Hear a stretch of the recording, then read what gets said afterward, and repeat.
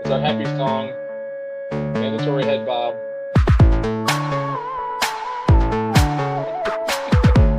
Isaac, move so we know you're alive.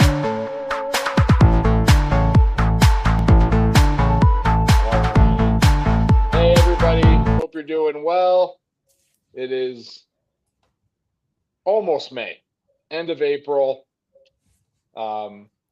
We're getting close to the end of the semester. Pray you guys are persevering and hanging in there. We have a very special guest. Our dear friend Isaac Terwilleger is with us. How you doing, Mikey? Oh, I'm good, man. I'm ready to roll. You ready to roll? Isaac, how you doing today? I'm doing so good. Doing well. Yep, good Yeah. to be here with you guys. Did you guys have youth group last night? We did. Yeah, we did. We 6th through 12th grade, we separated out the high school girls last night to all be together. It was like Hunger Games? Like what? Yeah. You're told the herd? Yeah.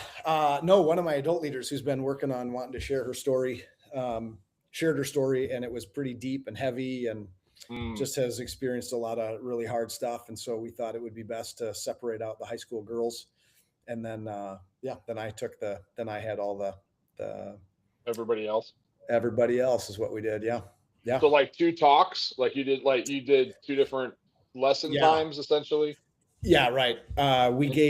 So our youth group is, we do fellowship and food for the first half hour. We do a game for about 15 or 20 minutes. And then we do a teaching time, announcements and prizes, and then small groups. And so we essentially, after kind of the game time, the high school ladies all went over to a different side of our church and had just kind of a private, quiet time away. And then everybody else was down in the youth room. So how about you, Mikey?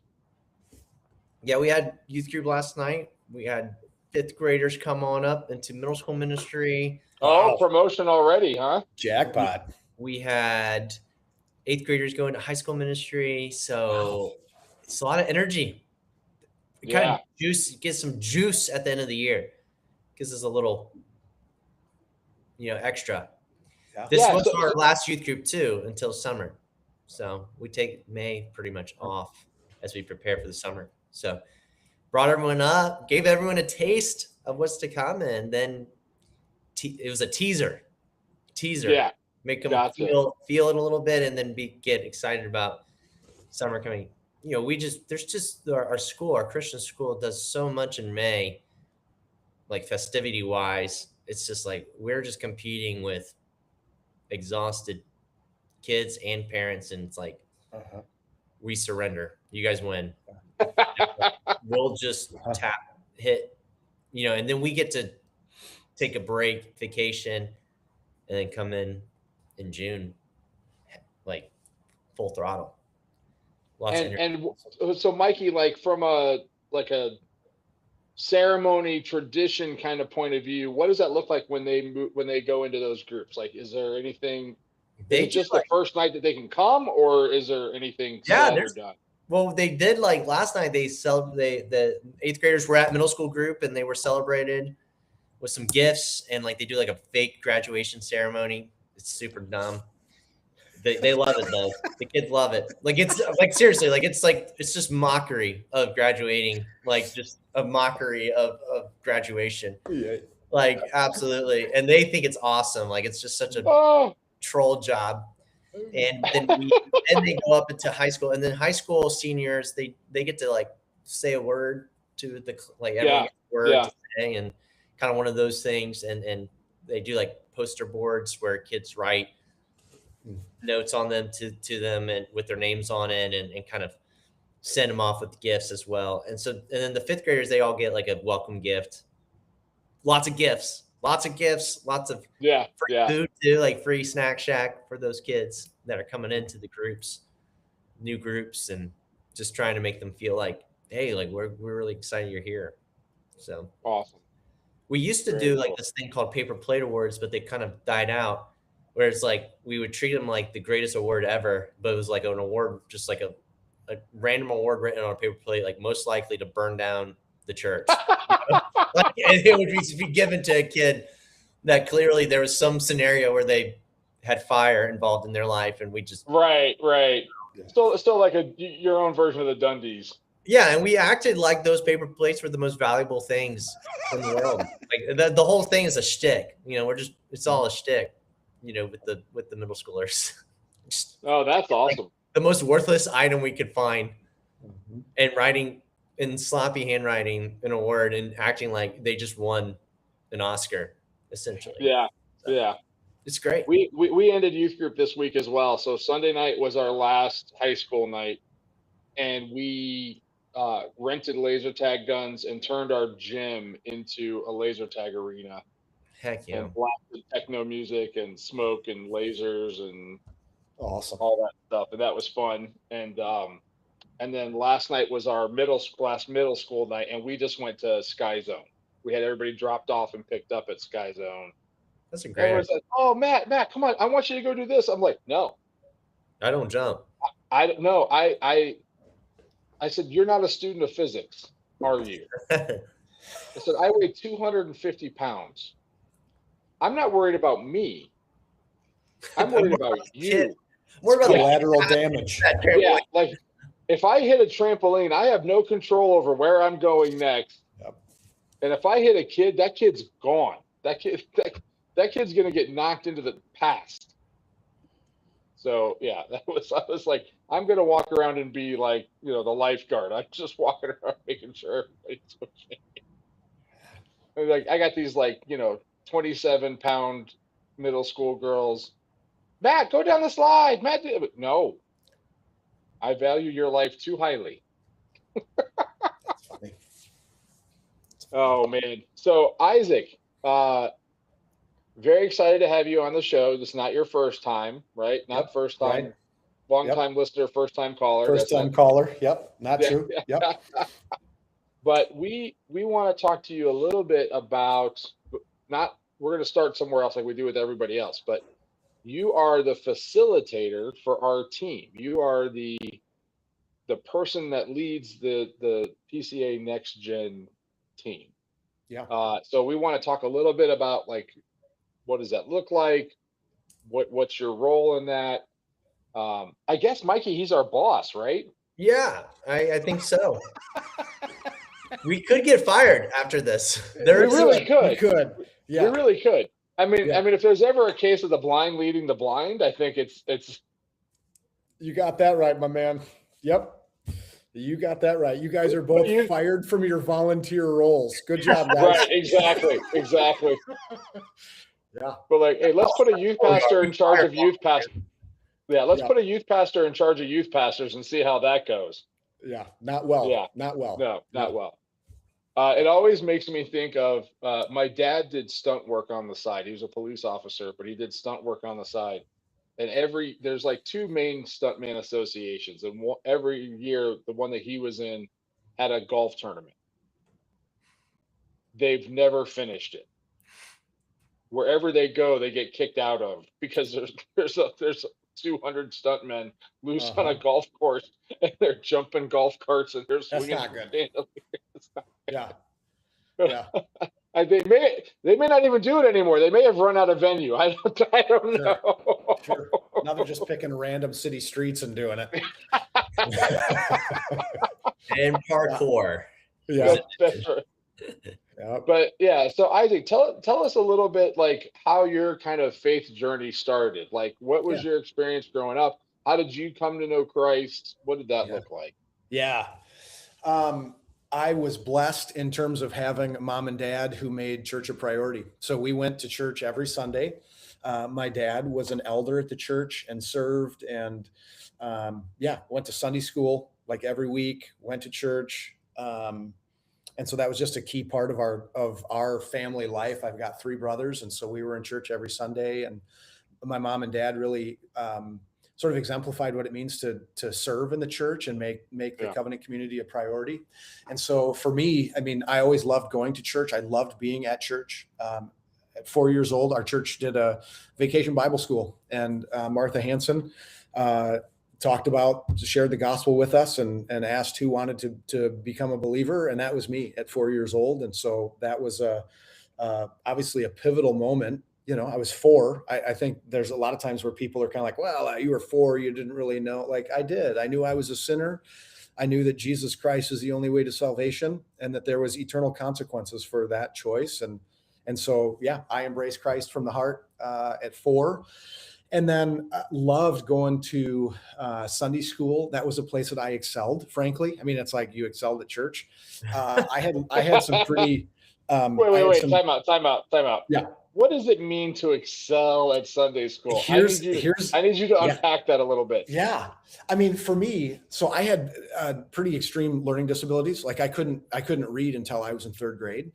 And I have brothers who are pretty gifted with things. And so I just kind of always felt like, man, where's my place? What am I good at? Whatever.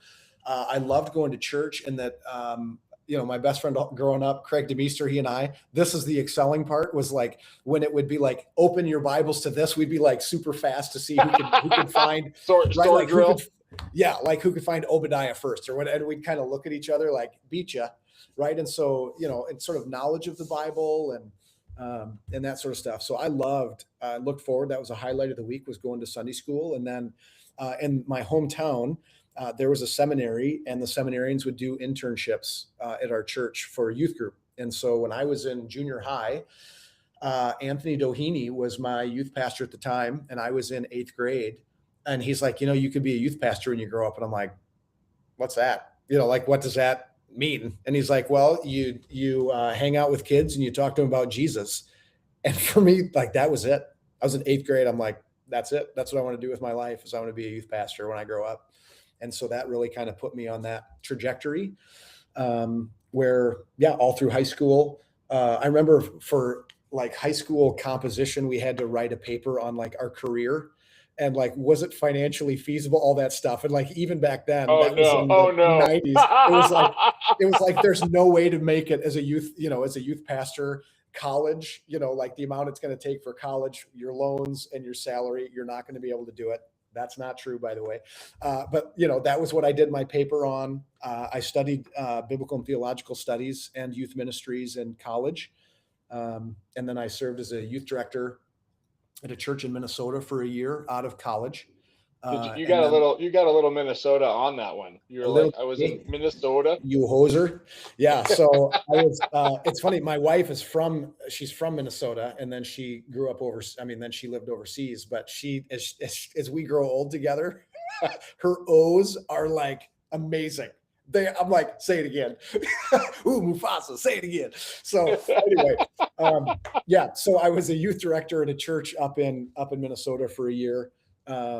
And then I was a youth director in Western Illinois for 13 years after that. And then I went to seminary, to Covenant Seminary, to get my Master of Divinity, and then moved to Lincoln, Nebraska, where I've been for the last, it'll be 9 years and a couple months that I've been here in Lincoln. That's kind of my long faith story. Yeah. Well, it transitioned to what I was going to ask you next is, how did you get into youth ministry? So you just went right into that. Yeah. What do you think was the most seminal change? That was I just said that just for Mikey. You did youth ministry. You were a paid youth director for 13 years. Yeah. So my kind of line of demarcation, when people say like, how long does it take for you to say like you did youth ministry? I think like 4 or 5 years, you really did it. Right? You've been in it long enough to see long enough to see the trends. To do it for 13 years as a director and then go to seminary. Yep. Right. And so how long has it been since you've been out of seminary? 2017. So it'll be 9 years. Yeah. So 13 years as a director, 9 years as a ordained youth pastor. Yeah. What do you think is the biggest difference, other than what you learned over time? How would you differentiate between Isaac the youth director and Isaac the youth pastor? If someone's considering getting ordained, like, I don't necessarily think you need to be ordained to do this job. Maybe that's a hot take. I think not everyone's called to be ordained, and you shouldn't go get ordained just so you get paid more. Yep. That's I'm front loading this question with that. Yep. Yep. And Mikey, you can probably speak to the same differentiation, right? Oh yeah. Yeah. So both of you guys, how would you distinguish between director and youth pastor, other than sacraments and stuff like that? Yeah. Mikey, what do you think, man? I've got some answers, but what do you think? I'm the young one, dude. We gotta get from the wise sage to Gandalf. That's funny. I'm no fool. I know what you're doing here, Isaac. Whatever I'm gonna say, you're gonna say something better. So Yeah. I'm just going what Mikey said. I'm just gonna do. Mikey took my answer. Yeah, I'm gonna let the man who's journeyed much longer than me go first. That's funny. Yeah. Nice try, though. Nice try. Yeah, I know. Okay, good. What's the difference? I mean, in some ways, I have felt as an ordained pastor, like when it could be context, right? So much of ministry is dependent on the context you're in. But the two churches that I was in, the one in Minnesota for a year, and then the one I was in Illinois for 13 years. Yeah. I was the youth director, and that was, I mean, all I did, right? That was my focus. It was youth ministry. I would, kind of dabble in some other things, but like it was focused youth ministry, all things, right? I used to lead the local network of youth workers in my area. And, used to do it just a ton of it was just focused. That was my lane. I think, and it could be the context here in Lincoln, our church is growing like crazy. And as an ordained pastor, I feel more spread out in terms of my responsibilities. Yes, I'm a youth pastor, but I also oversee our children's director and our children's ministries. Right. I am, it's not part of my job description, but I'm called to preach on from time to time, but I do the there's just so many other things. I'm doing hospital, I'm doing all of these sort of other things that, that in some ways I long for I just want to just focus entirely on youth. I love just that role. But at the same time, I think the Lord has expanded what I'm doing. Some of that could be my age. Some of that could be my family, right? Like my oldest, Gideon, is graduating from high school here in another couple of weeks. I've got 4 kids. Thank you. He did a lot of work for that. My oldest Gideon is a senior in high school. My youngest Eve is in 4th grade. Right. And so I can't just go to all the sporting events and all that sort of stuff, because I have my own family stuff. So some of that is sort of life stage. Some of it is church context where we keep growing, more and more people keep coming. And so you're kind of stretched in further areas. I'm doing more with the presbytery, more with the denomination also. Right. So that kind of pulls you away from those things. I think also just in terms of my own story, I did a seminar at our one of our 2 NextGens ago, sort of how my life change in ministry has sort of grown over time, right? When I started out in ministry, I was 21 years old. In terms of full-time, I was a chaplain in the Hennepin County Juvenile Detention Center. So I worked in juvie as a chaplain when I was in college. When I was in high school, the seminary, there was a seminary family up the road. It was a seminary professor that lived up the road. I lived out in the country, and they paid me to do youth group with their kids. They had 3 boys, and they're like, would you come up and lead youth group? So I've gone from sort of I was the cool college aged brother. Oh yeah. Yeah. Right. Yeah. So I came back, I know the language, I know the culture. I'm listening to the same music. I'm going to the same movie. I'm doing all that. That's my language. Right. And that was also, I think I've seen over time where it's as the cool college older brother, wherever I go, there's a beehive of activity around me. Right. Then as I've grown older in youth ministry, right, then you kind of become the cool uncle. At least this is my story, right? This is not but this is not everyone's story. Well, but let me just say that, let me interrupt you a little bit. Yeah, go for it. This is one of the best, as an old guy, this is one of the best seminars that I got to experience at our conference. And what you're talking about is the life cycle of a youth pastor, Yes. which I think is the term you used. That's It a was great- how do you mature as a youth director, and not like how do you mature, but like what does your maturation look like to Yeah. everybody else? That's right. Yep. To everybody else. And that is part of the doom loop that churches fall into Yes.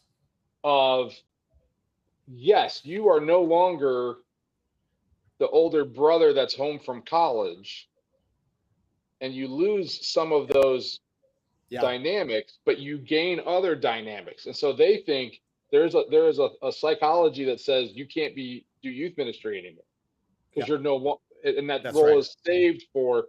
What it eliminates is the idea that that person's also a moron. Mm-hmm. You're kind of yeah, you're cool and you're relatable with less effort, Mm-hmm. Yep.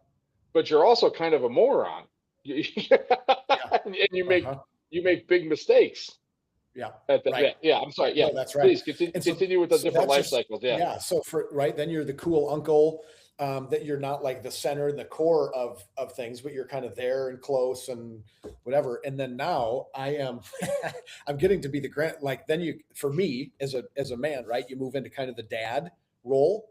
Right. And so you're more of a dad, you're not cool, but you have wisdom and insight that you're able to sort of live body experience, that you're able to sort of show and teach. Your teachings are much deeper, I think, than just sort of the how-to of faith, but like, yeah, there's just more time on task.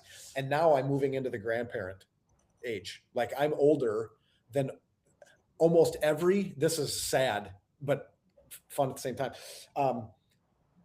Almost every parent of a kid in my youth group, their parents could have been in my youth group. Whoa. Like the oldest kid who could have been in my youth group, Mikey, mute yourself here. The oldest kid could be 46 years old now that I could have had in my youth group.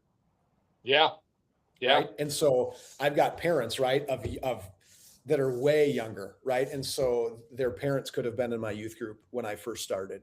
And so so how has that changed? A ton, right? You think about life experience. I've been doing ministry or studying for or doing youth ministry since 1996. What is that? 30 years? Yeah. Yeah. Right. We started about the same time. Yeah.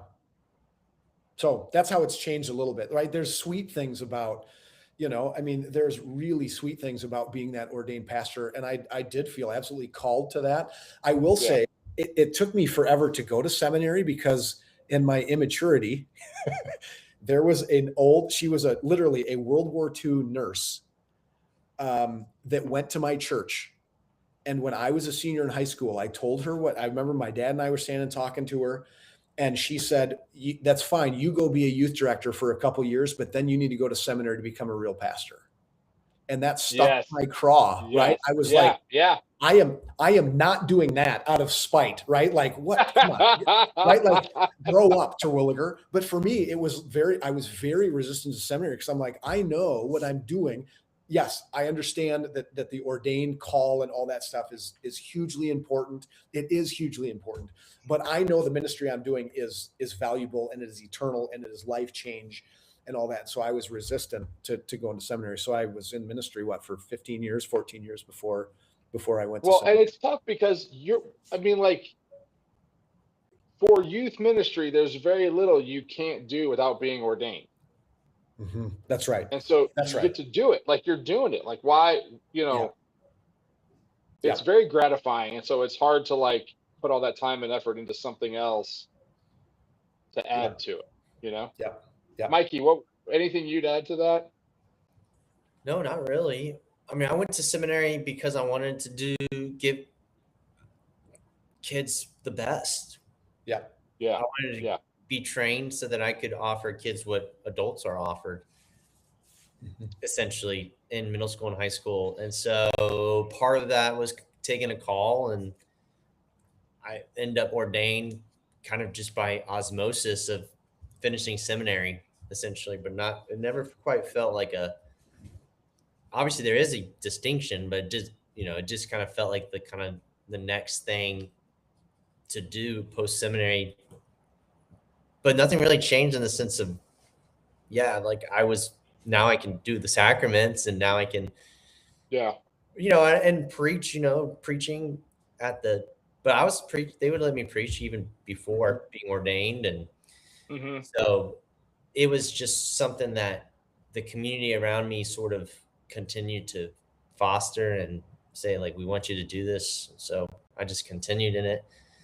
But it came from a place of valuing too, I think, of being at a church that values student ministry. And like, we do want someone ordained ministering to someone, that is heading in that direction, and resourcing that person. And I've never been part of a church that resources student ministry quite like Seven Rivers does. Like they open the checkbook and they invest in it significantly. There's really nothing that stops us from doing kind of resource wise what we want to do if we want to do it. It really is one of the sweet things to be part of it. It's probably why I've been here so long. It's so fun, like it's just like a dream. It's really limited, and go for it. Now there's things like, I couldn't pull off, but they were unsafe probably. When I was in my 20s, I thought it was a great idea, but maybe looking back, I'm like, maybe not. When they said they didn't have the money for that, they were really saying that's a dumb idea. They're being nice to me. So, but like, there's just such a desire here to raise up that, and it's really fun to be when a church shares that towards children and students and high school students and college kids. I think it serves the older people too, just as much as it's serving the kids. I don't know, just something awesome about the church when the church sets its attention on young ones, weak ones, little ones. So, Mikey, I'm so glad your initial answer is like so perfect, because one of the things that frustrates me is, and this almost always happens when I preach, I get this response, which is, and everyone, this sounds like I'm not bragging. Everyone at the door tells you did a good job on the sermon. That's not evidence you did a good job. That's everyone being nice. But I will get feedback like, oh, you did a good job. Like, when are you going to get your own church, or when are you going to become like a real pastor? Right. And that's because based on the fact that I could preach. So that's primarily how everyone interacts with their pastor, is the sermon on Sunday. That's their default. That's how most people interact with their pastor the most, is listening to their sermon. And then you get that kind of feedback. And I'm always like, well, if I'm good at this, why wouldn't you want the youth to have it? That's my, like, hey, you're good at this, let's put you somewhere else. Well, wait a minute, time out. What's the logic there? I mean, there is something that's been lost towards youth ministry, which is, and I think you see it. I don't know how many guys go to seminary to be launched out. Maybe, and Isaac, honestly, it might have been only you and I who were really there thinking we're going to go do youth ministry. Do I need to start? When they're looking for jobs, they just realize, that's actually where I'm going to have to start. I actually don't poo-poo that as much, because like, a guy's got to pay the bills, you know what I mean? And churches need, trained people to come in and serve that in that capacity. But I would say, like, and I think it's a great place for a pastor to start if they're going to be an assistant or associate or a senior. I think it's a great place to cut your teeth, in youth ministry. But when you're in seminary, like, there was really not a ton of, right, Isaac? Was there anyone you talked to that was like, I'm getting out of here and I'm working in youth ministry? Most of the time it was planting, which is not, each person's called to their own path. That's right. My question is, like, where are the people going into seminary that want to, now also want to, I would just encourage more of that for people, and like, encourage it. Like, so like, Matt, we've talked about this a little bit about, like, I'm probably not going to be doing this like a lifer, but I have so far done 9 years. like Yeah. at Seven Rivers, Mhm. post seminary, like maybe guys can do that for Yeah. longer than just 1 or 2 years and move on. Like really like It's- stay and build something with these kids. That's what I think, Mikey, man, if, right now our children's director, she's been with us maybe a little over a year. She just finished the certification program through CDM, through the children's ministries. And one of the things that she and I talk about is you really don't hit your stride in ministry until probably between years 3 and 5. Yeah. Right. Like, Yeah. and so Yeah. in terms of like, I keep telling her, like, just, it'll come. You don't have to do this like right now. It'll come, let it happen.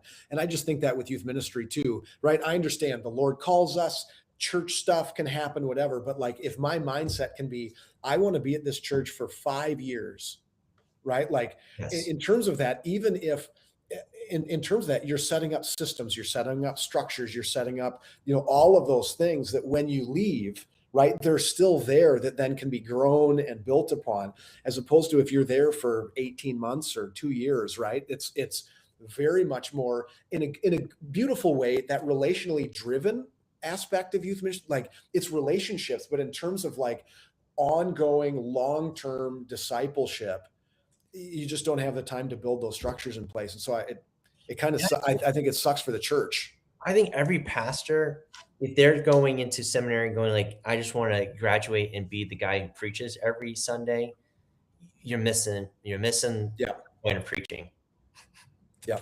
Well, and even if you take youth ministry out of the equation, Mikey, to what you said, what about shepherding? That's right. Like if your goal is just to have a nice, the biggest office and where you can go in every day and work on your books, then go be a professor. Right. Mm-hmm. Sure. We need those too. Like we do need those, but yes. I think we have a lot of professors that are senior pastors, Mm-hmm. as opposed to like mentoring, discipling, even as, even just their elders or their staff to reproduce that. But anyways, that's another episode. But I do want to say, I think an important distinction between someone that does youth ministry for a short period of time versus someone that uses youth ministry as a stepping stone, because they can have the same duration, but I think they're very different mindsets. Right. And I think the mindset of the stepping stone is what I find offensive. I don't find the short tenure offensive.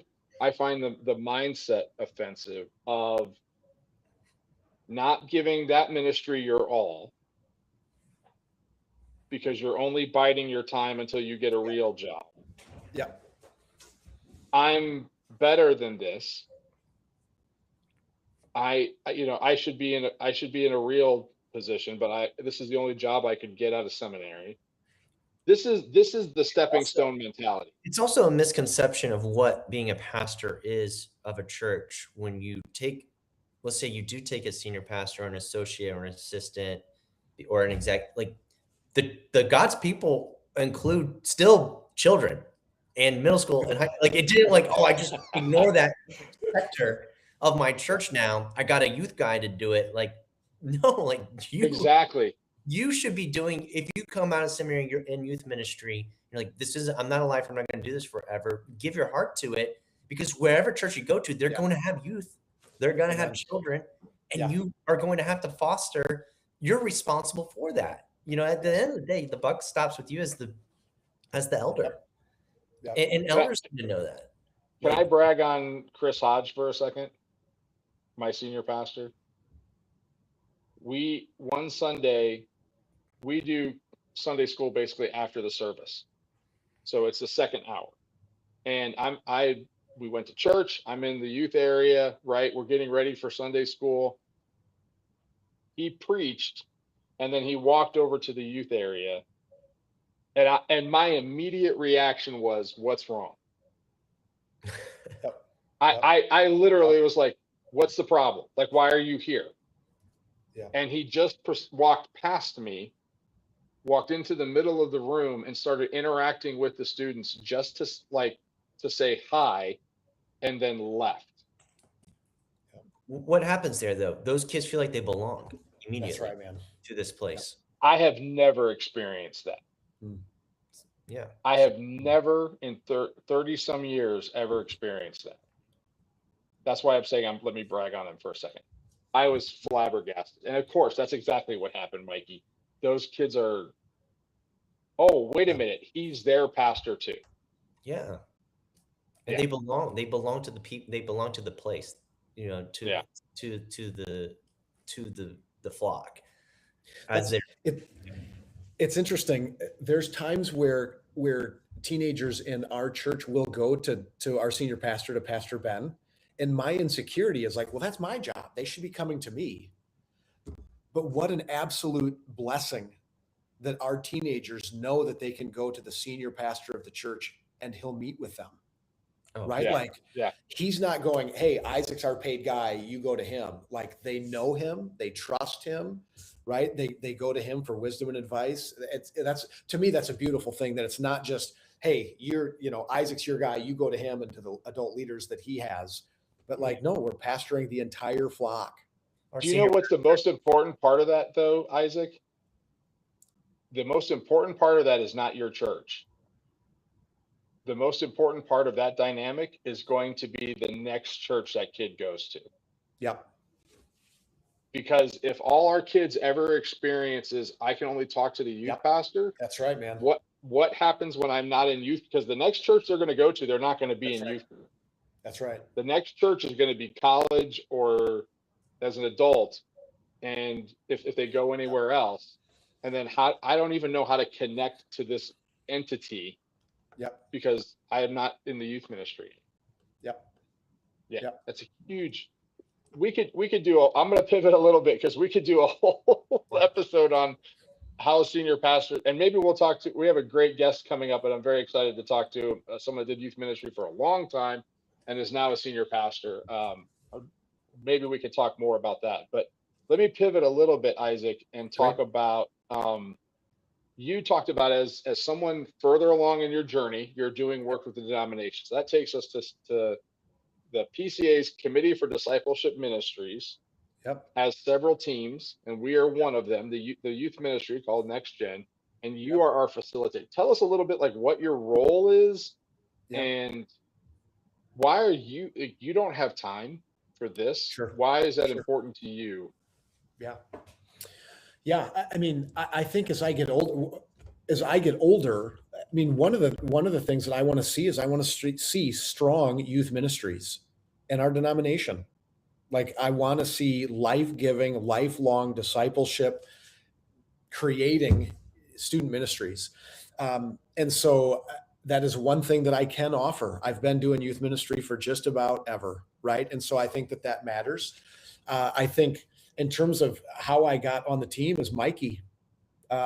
Mikey knew me from seminary, and during COVID, there was some guys from seminary that said, "Hey, Isaac, you're doing training online because you're not missing." Like, we weren't missing a beat in terms of COVID stuff, meeting with kids. We moved it all online, and so they came and said, "Would you do some training with us?" So I was doing that, and Mikey heard about it, and then Mikey was like, "Hey, if this dude, like, we're trying to build a certification program for NextGen, maybe Isaac could help." And so really it was Mikey that was like, reached out and talked to me about it. And so that's kind of what brought me on to the team, was helping build that certification program. And Matt Lukenbill, who had the position before me, was an absolutely phenomenal leader. Really just had a vision and a passion for what's happening. And so it was a joy to serve under him and getting to know. I didn't know him at all before I was brought on the team. And then just through some life circumstances and some changes, he got to go plant a church over in Muskegon, Michigan, and doing that. And so he had to slide out, and then I was asked to be the facilitator. So it's sweet to sort of carry on the torch. But the great thing is our team itself, our exec team, they're awesome. Like, you guys are absolute all-stars in terms of the podcast team, right? That you guys, seeing you guys work together and how you guys, interact with each other and are creative with that. So in terms of that, sort of my job is to motivate, right? Is to motivate and to check in and all that. So podcast team is killing it. Certification team is great that we continue to do that. That's been something that's been a passion for some years, and so that's ongoing. And so always looking for more and more students to go through that certification program. And then the conference that we do. I mean, that was one of the first things. I mean, when we were in Detroit, I was there for that, and then out in Baltimore, and then in St. Louis. So the team that does that, I mean, it's cool to see the giftings that the Lord has brought together on this executive team, varied gifts. But it has just been sweet to watch how you guys work. And so my job is more or less to check in, is to like have the monthly meeting. How are we doing? What are you guys working on? Yeah. Where are you headed? Because you guys are such a gifted group, and I think about Katie Gordon, right? Who's so, I mean, even right now, she's the producer of the podcast, but she really, in a lot of ways, is the glue that kind of holds it together and sets up the meetings and checks in with people and does all the grading and all that. So in terms of what I get to do, there's always more that I would like to do in terms of that facilitator role. But man, the team that the Lord has assembled is just top shelf. So yeah. How's that? What else do you want me to talk about? Yeah. You guys are great. So yeah. Thanks. That's all I wanted from you, Isaac. Thank you. Just wanted to boost my ego a little bit. Affirmation. Yeah, absolutely. Yeah. And I do think, I mean, I am incredibly busy, right? I mean, our youth group is growing like crazy. Our church is growing. I'm involved. Our church or our presbytery is very small. So like if you're in our presbytery as a teaching elder, you're doing something. And so I serve on the shepherding team. And so, taking care of, doing our best to take care of, the pastors and so forth in our presbytery, and then this denominational stuff. It's a lot, but I want to see healthy, strong youth ministries in our denomination.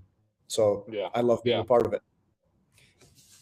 Yeah, Mikey, Isaac is Isaac. You are always centering us on Christ-centered youth ministries. We want ministries that flow from the gospel, and so I mean, that seems so reductionistic, of course. But you would be surprised at how far we can veer when we're not centered, and so you've always been centering us, and it's been such a gift. So And I think some other, you make it sound like you don't do a whole lot, Isaac, but I do think that I think you're kind of useless. No. I mean, I think you're an incredible resource to us as we try to navigate things, and also you help us interface with the committee itself, because we don't interact with the full committee. And so, how do we move this forward? How do we start this? You're our first phone call. We think we want to change direction a little bit or make this alteration, and so you help us interface with Stephen Estock and the committee as a whole. And even someone we can call when we're frustrated. Yeah. Because it's, again, our team is giving 100%, but they're giving 100% of the 5% of their life that they can commit to. Yes. And so our vision for what we would want to do, what would I want to do? I'd want to fly across the country every other day and hang out with more youth pastors and encourage them. But I'm married and have a child and have a job.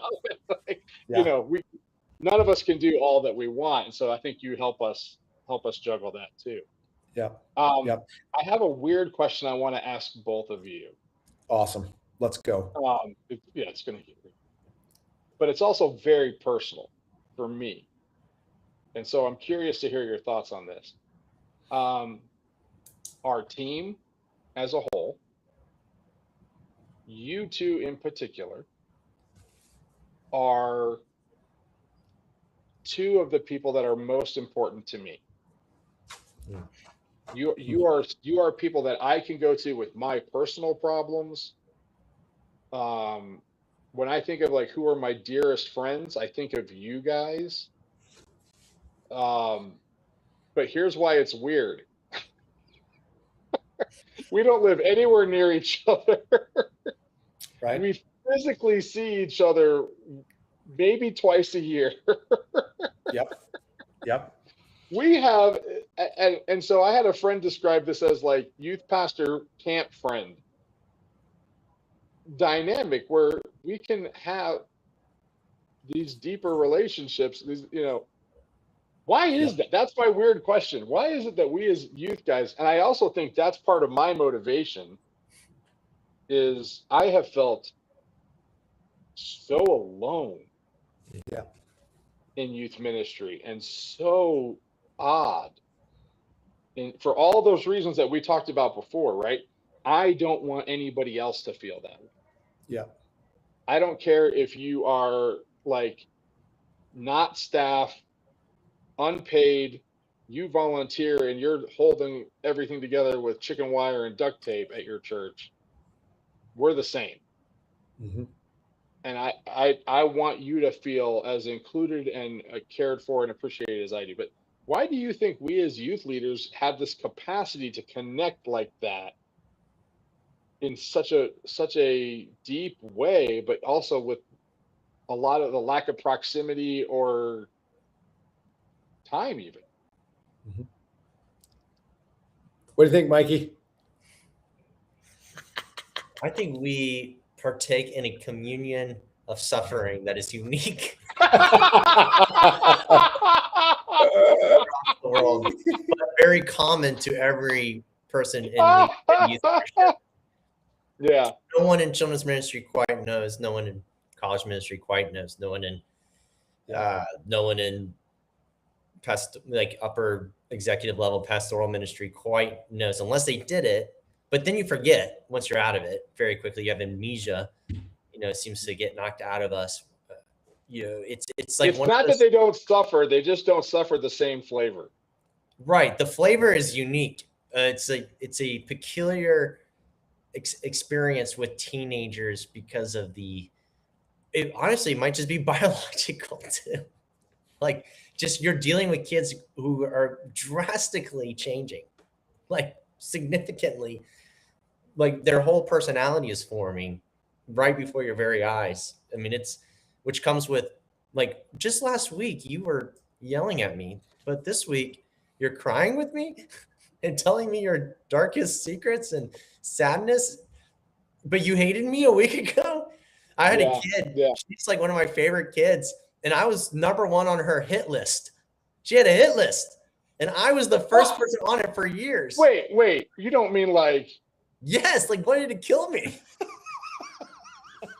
Or like kind of like a joke, but like, like maybe not. I don't know. She's a teenager.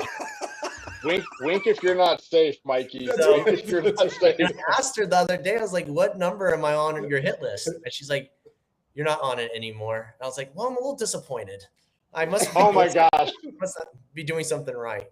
All I could see is Billy Madison when he calls the kid he bullied in high school. He's got the hit list that he crosses. Like, if you have a hit list, though, you don't go tell people you have a hit list and they're number one on it. Yeah. Only in youth ministry does that happen. Like, if you're a real hit list kind of person, that might be something that senior pastors share as well. Maybe. I don't know. Yeah. Hey, you're number one on my hit list. Like, they might be what they feel, but there is like that. Funny, like, why did someone just tell me that? Like a human being on this earth. 4-year-olds don't even think like that. Adults probably think like that, but they don't tell it to your face, which is kind of awesome about youth ministries. Like, at least they're giving it to you. You can always see them coming. Yeah. And I will say that about adult ministry, as stuff I've done in adult ministry, I have been surprised at how similar the stuff is to youth ministry in the sense of like, it's just covered up better in the adult circles. I'm like, actually, you are behaving like teenagers. And I see that all the time, nonstop, very publicly. But you guys are doing it under the cloak of, your professional careers and success. And now that we're getting to know you more, we're seeing this, but it's taken 5 years to realize this about you. With a kid, it's like, that is very clear. You made that very clear, whatever it is. So there's something they do wear all their hurt on their sleeve. Like, there's something about when they think they're hiding it. Yeah. That when we get together, when we share stories, there's just such quick bridges to build. And also the way that kids, the feelings that come and the wounds that come from working in those circles feel common as well. So, yeah. What about you, Isaac? Yeah, I think not that this isn't just special to youth ministry, but I think that youth workers have a deep passion for Christ. And so I think there's that passionate, exuberant passion for Christ. And I think that then, right, obviously that's our unity within all the different diversity and all that stuff that we have, is that deep passion for Christ. I think we have a deep passion for kids coming to know Jesus as Savior and Lord and growing them in faith. So I think that there's that commonality. I also think, in terms of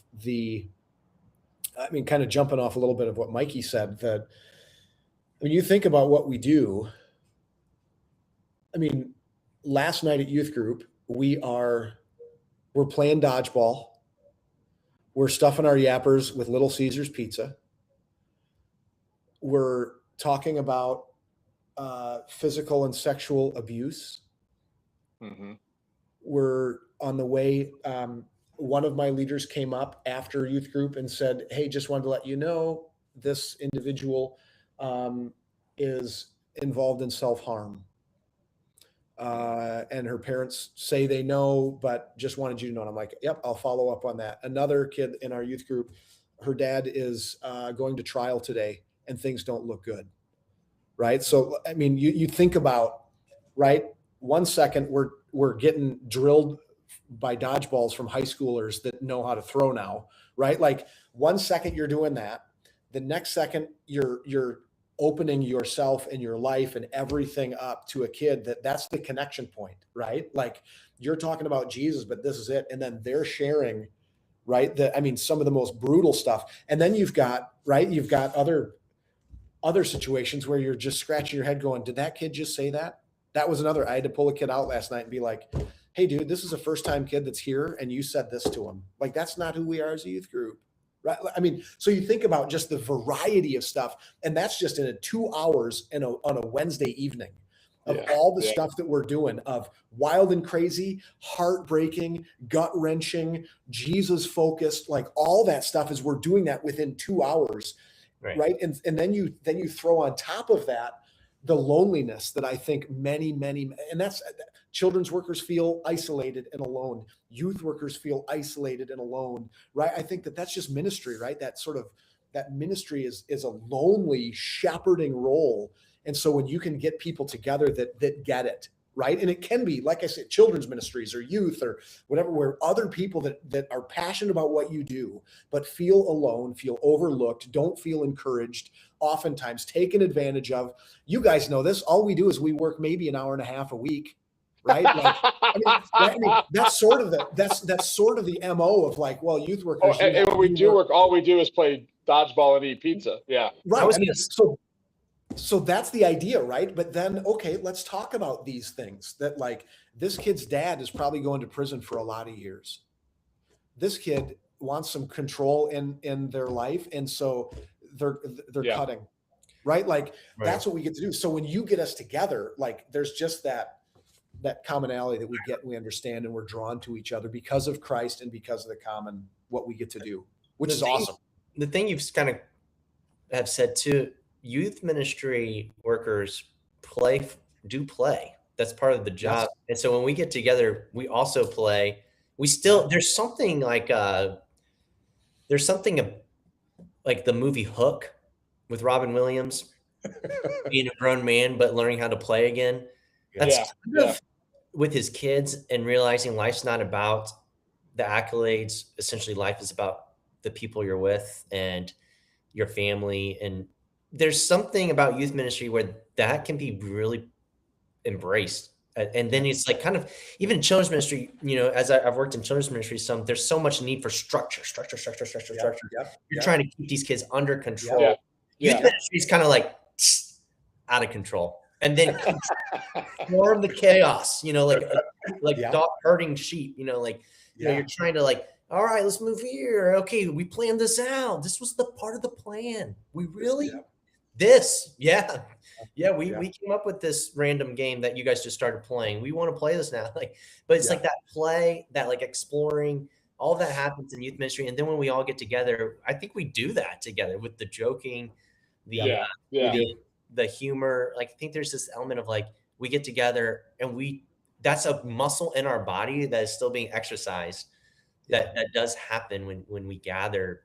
That is a gift. Honestly, a gift to us from the kids. Yeah. I mean, Right. they've given us an ability to connect more humanly Yeah. than as adults with other adults because they show us how to play.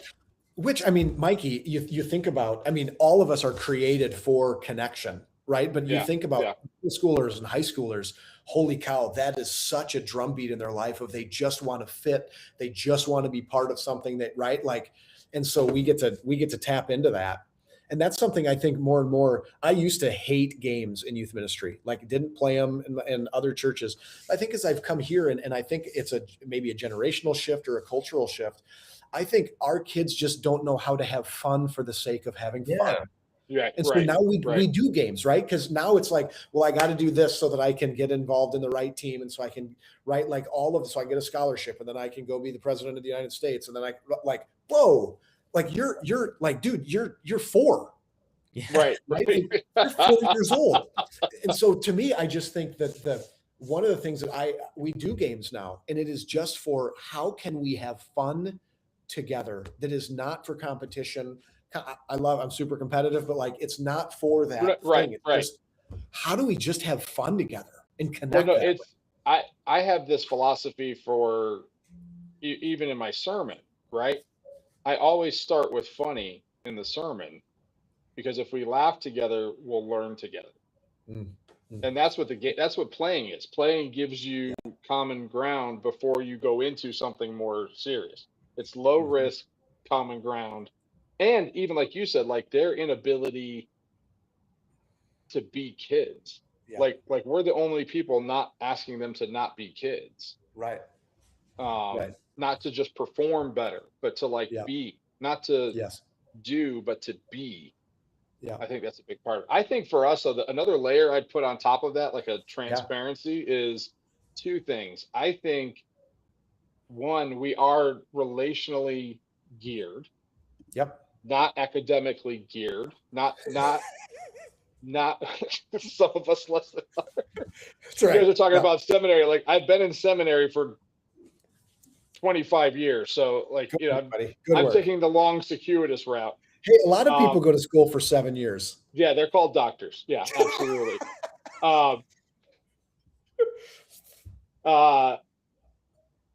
We're very relationally driven, but also I think that there's a speed element to youth ministry where, so, if I'm a senior pastor, I can be in one place for a long time and not see a lot of change. Yeah, right. But in youth ministry, if we average high school and we average middle school together, I'm rebuilding. I have to restate the culture of my youth ministry every 2 years. So every 2 years, you are a church planter again, starting over. And so there's this accelerated element to it. Yeah, and you add, so I think that's why we accelerate our relations. Like 2 youth people are going to have a farther accelerated relationship, I think, than 2 other people. Sure. I never thought of it like that. That's interesting, man. On top, like there's this, not just that we're passionate for Christ. I think we're passionate people to do this kind of work. So you're relational, you're passionate, we're very entrepreneurial. Yes. Even though like, I don't like to think, not money, but I mean like self-motivated. Yep. Nothing's going to happen in our ministry if we don't do it. Right. Whereas and this is not wrong, it's not a criticism, but if a senior pastor has an idea, he takes that to his staff and his staff executes it. Yeah, sure. If we have an idea, we execute it. Yeah.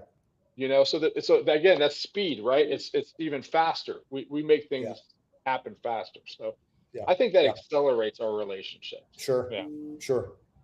Well, Isaac, thank you so much for hanging out with us and having a good time with me and Mikey. It's awesome. Love you guys. You're awesome. Laura, Yeah. we missed you. We'll see you guys next week. Thank you very much.